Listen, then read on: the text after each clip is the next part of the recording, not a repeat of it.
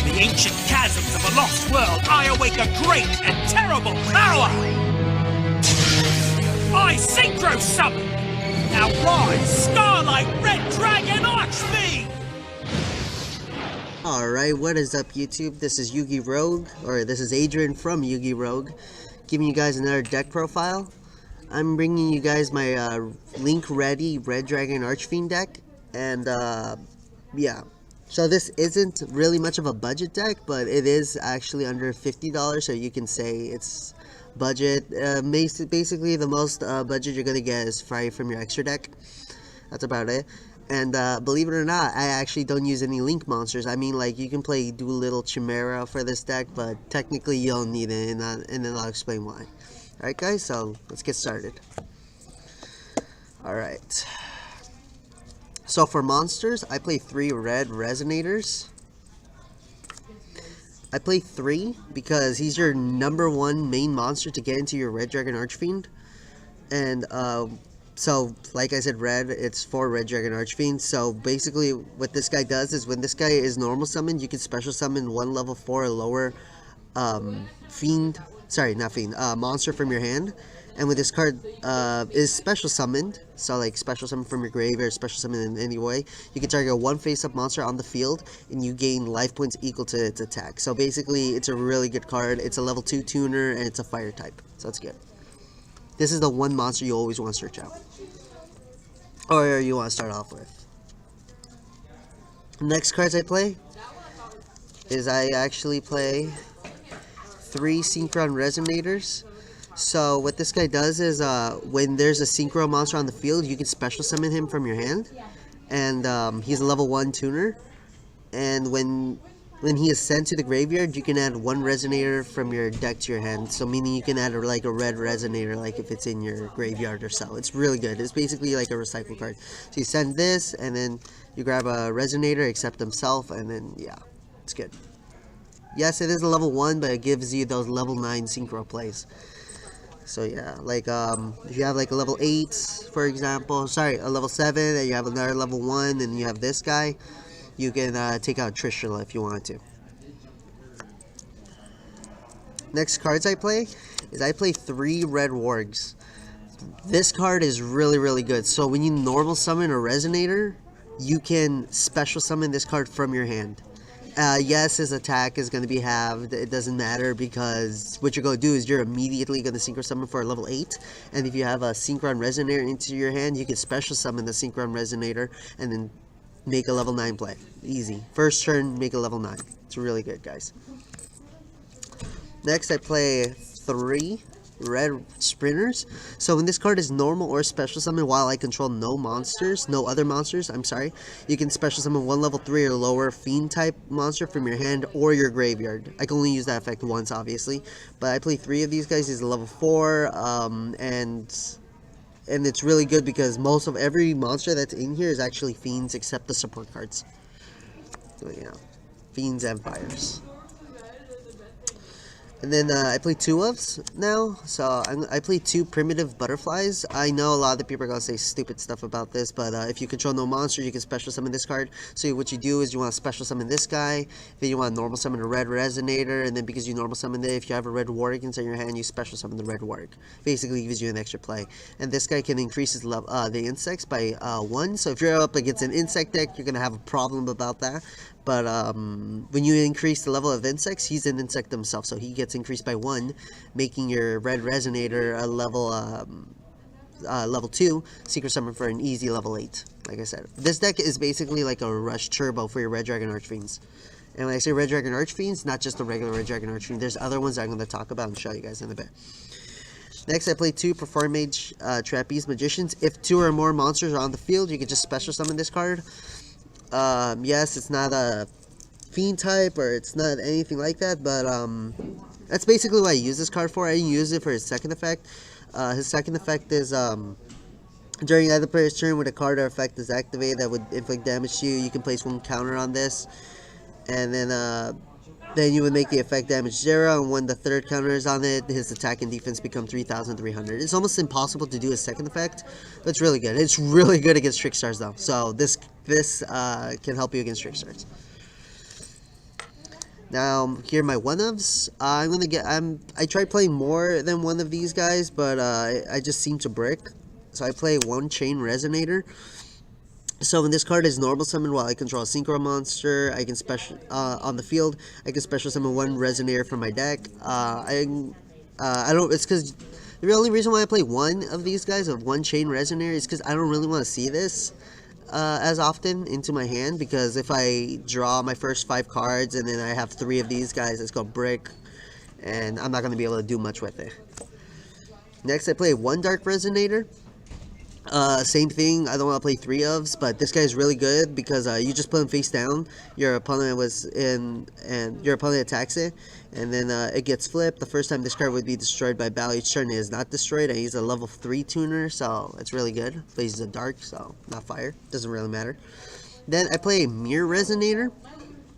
What my Mirror Resonator does, if your opponent controls a monster that was special summoned from the extra deck and I don't, I can special summon this card from my hand or my graveyard, and then when it leaves the field, I'm obviously going to banish it. And then after, this guy can copy the original level of a Synchro this turn. So, it's a really good card, but it's just going to get banished at the end, but we're only going to use this card like once. Red Mirror is almost like a hand trap in a way. One of my, like, almost like a little hand trap. Like I said, this is almost like a budget deck, so it's not as good as you guys think. But when an opponent's monster attacks, what you can do is you can send this card from your hand to the graveyard. Then you can add one fire monster to your hand, one fire fiend type monster to your hand, and except this card obviously. And then except the turn this card was activated, you can add that to your hand. It's a really good card, so it just keeps on recycling itself. Red Gardener. One Red Gardener, level 4.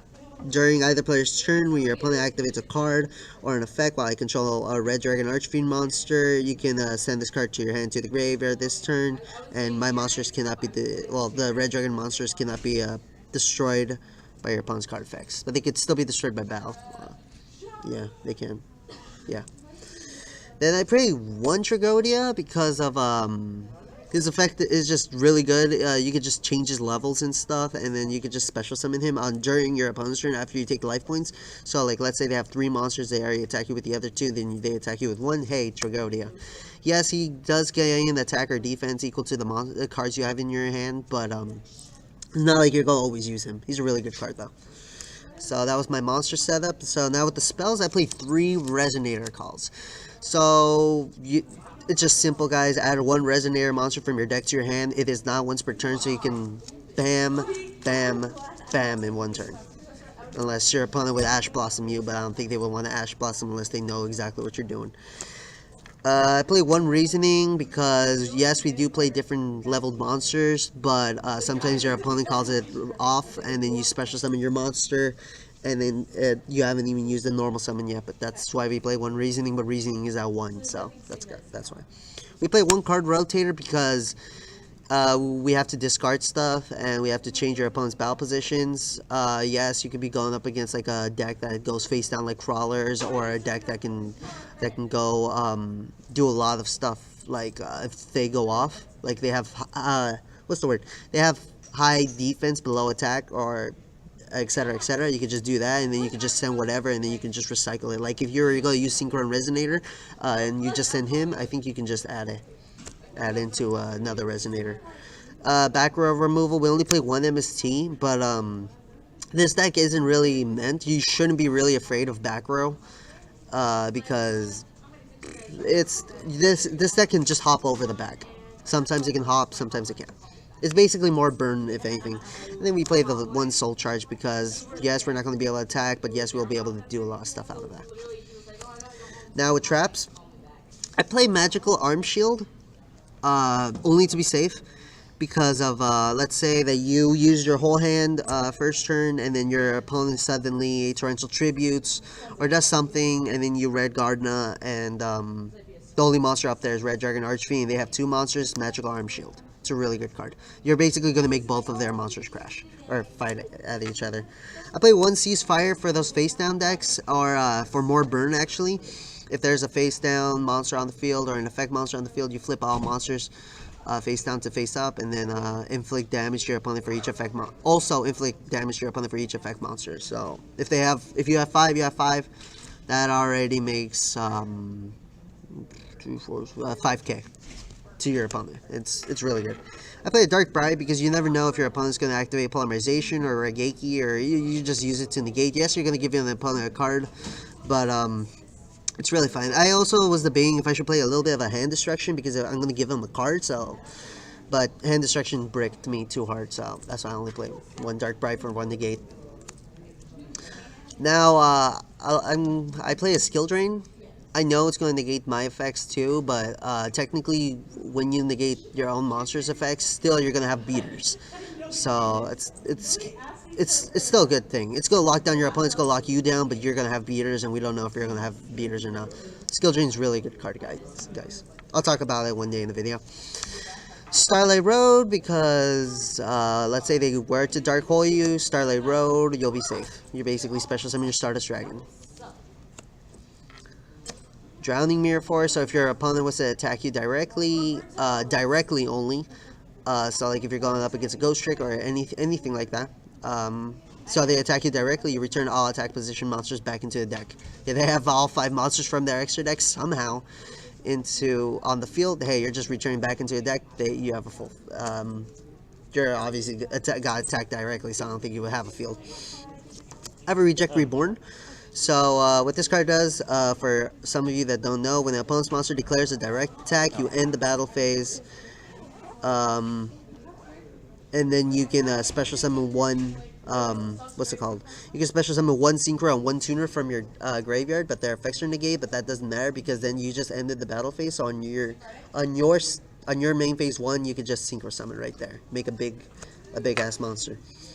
Damage translation, I play this to have all effect damage you would take, and then at the end you would just special summon as many tokens, as much damage you would take.